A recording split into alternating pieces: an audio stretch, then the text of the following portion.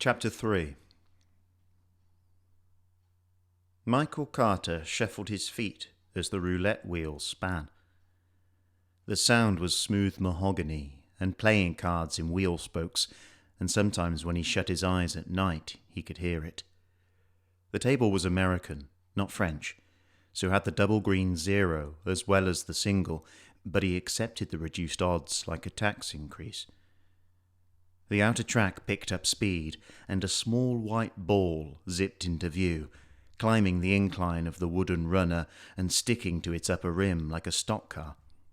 Michael ignored the white ball and instead concentrated on the roulette wheel itself, blocking out the canned casino soundtrack to focus purely on the steady red-black blur.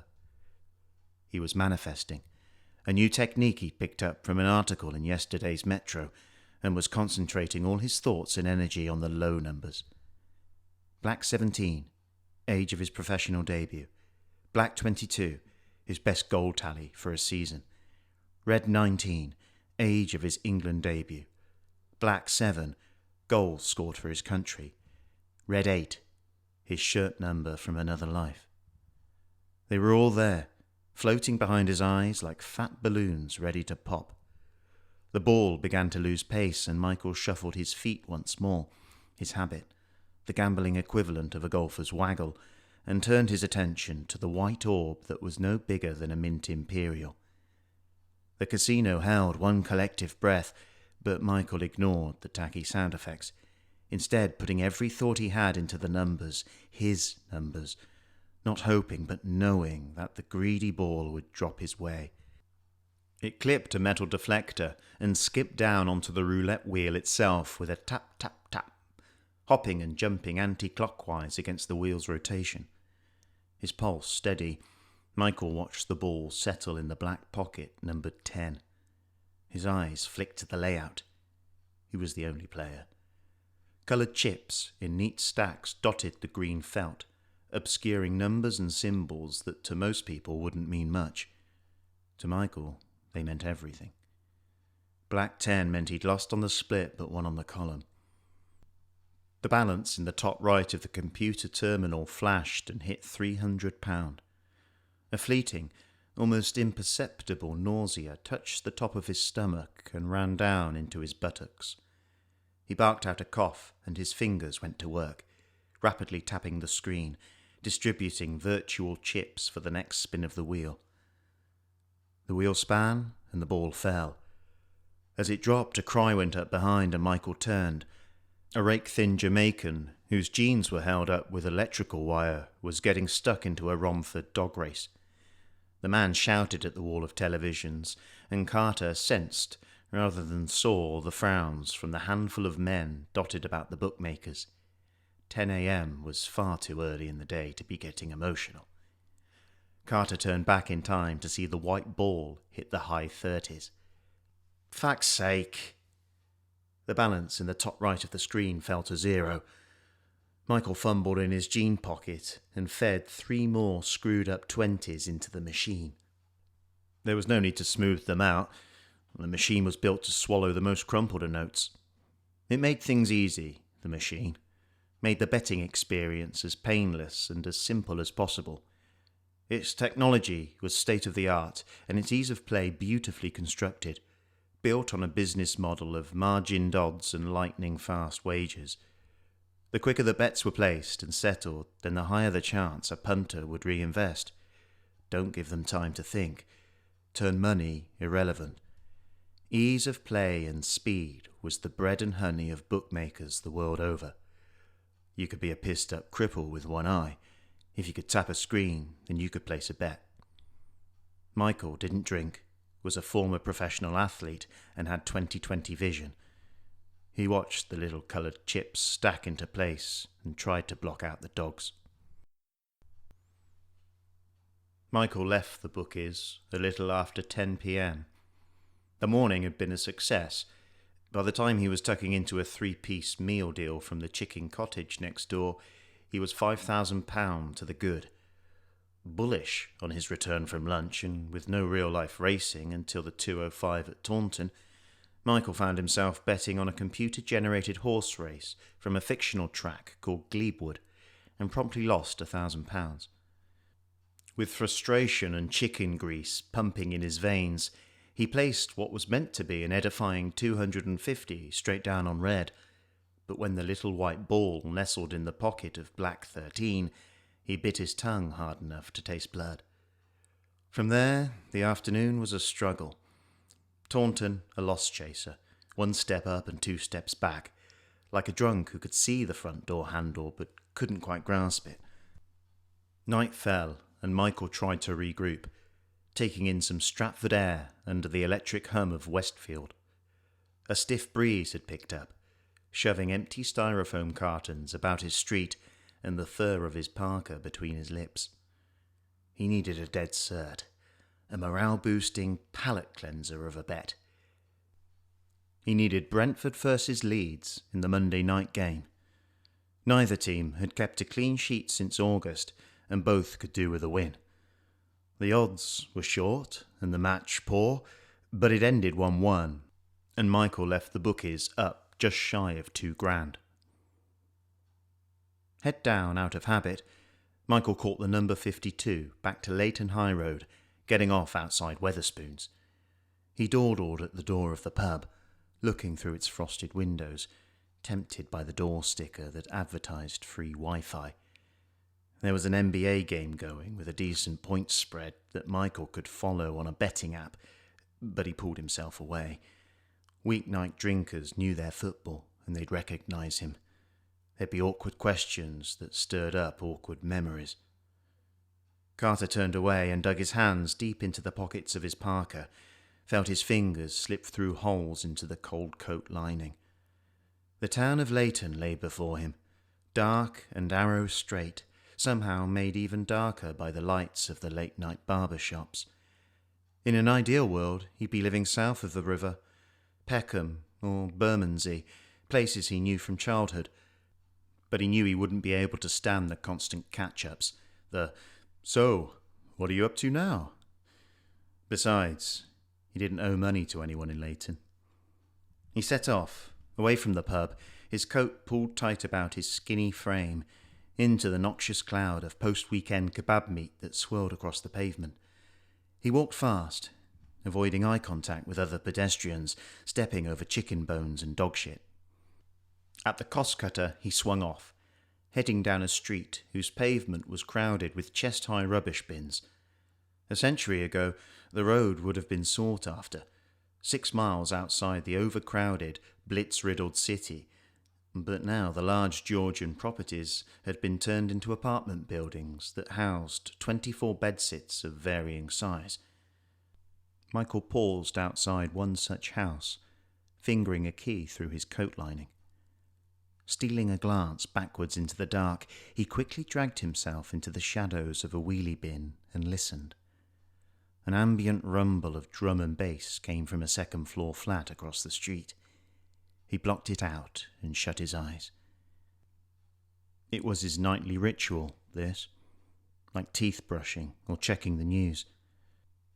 Normally he heard nothing. Tonight, he heard footsteps. Someone was running. His pulse quickened and he pulled himself further into the darkness. Sweat sprung to his armpits. He inwardly cursed the pulse of the music from across the street and cocked his head, eyes shut tight. The footsteps were coming closer, slapping at the pavement like bad sex. He opened his eyes and looked in their direction, back towards the high road. Instinctively he reached out backwards with a hand, searching for the cool iron of the gate. His fingers clasped the latch as sweat dripped down his spine. The footsteps were almost upon him. Behind him the gate swung quietly open and he darted down, crouching low on metal steps, eyes level with the pavement. The slapping of the feet was now louder than the music, the scrape of plastic on asphalt. Dark legs flashed past. Then a child's laughter. Michael released his breath. His undershirt was damp. He rose to his feet, an old Achilles injury causing him to wince in pain, and cautiously checked the street once more. Then he descended. His was the basement flat, Inversely, Michael's place was darker during the day than at night. Sunlight didn't reach the basement, such was the angle and depth of his flat, but at night the wash of the streetlight outside managed to turn the bedsit pale orange. Michael removed his coat and tossed it on the unmade bed that doubled as a sofa. The bathroom was close, everything was, and he went there, his nose long since attuned to the must of damp. The toilet cistern held a Bisto tin wrapped tight in a shopping bag. Absently drying a hand on the front of his shirt, he turned out the tin's contents onto the bed. Michael added the day's winnings from his jean pocket to the notes that littered the sheets. £9,060. Not enough. Nowhere near enough. If he'd have struck out on the column or that fucking Irish mare hadn't fallen in the fifth, then maybe he'd be somewhere close, but as it was... He slumped onto the bed and stared at the carpet. Familiar feelings began to scratch at his gut, spinning him light-headed. Guilt, shame, fear. The triumvirate he'd carried with him all his adult life. They pressed on his chest like a barbell, forced blood into his temples, making him use all his strength to keep from cracking in two. Time was running out. 2 days. He had 2 days to find 80 grand. Michael rolled onto his side and scrunched his knees into his chest. The cash slipped from under him as he pushed his head below the grey pillow. He prayed for sleep to take him. Michael Carter was voted PFA Young Player of the Year at 18 and had 6 caps for England by the time he was 21. An attacking midfielder that scored all different types of goals, Michael was handsome, articulate, and a family man. A mixed-race jewel in the crown of progressive England. You couldn't watch 10 minutes of Sky Sports News without seeing his name run along the ticker bar. He went on A Question of Sport, got the away question right, and the country adored him. His physical gifts were inherited from his Trinidadian father, a sprinter who ran back to TNT before the first cry for food had left his son's lips. His mother raised him the same way she herself had been raised, in a tiny second-floor flat behind the Asda on Rye Lane. She bequeathed him the gift of self-sufficiency. As for so many working-class boys, Michael's first love was football. It was an adoration that was reciprocated, the sport caressing Michael with the grace of opportunity. Discovered nutmegging 10-year-olds on the sloping pitches of Peckham Rye, Carter signed his first contract with Chelsea Football Club at the age of 7. The step up from local to elite football can be tough for some kids. The increased competition, the constant threat of rejection, the hostile faces of boys raised in ruthlessness made many a talented youngster cry for mummy. Not so Michael. His first game for Chelsea under-8s was away at Imperial College Sports Ground, the home of QPR. The coaches preached the FA directive of the result not mattering at this age to the parents, but inside the changing rooms they'd scream at little Jimmy to not let his man go free. The coaches felt the pressure. The 7-year-olds felt the pressure. Some couldn't take it. Michael scored 5 and made 2. Chelsea won 7-0. If football was Michael's first love, his second was most certainly gambling. Ping-pong for lunch money.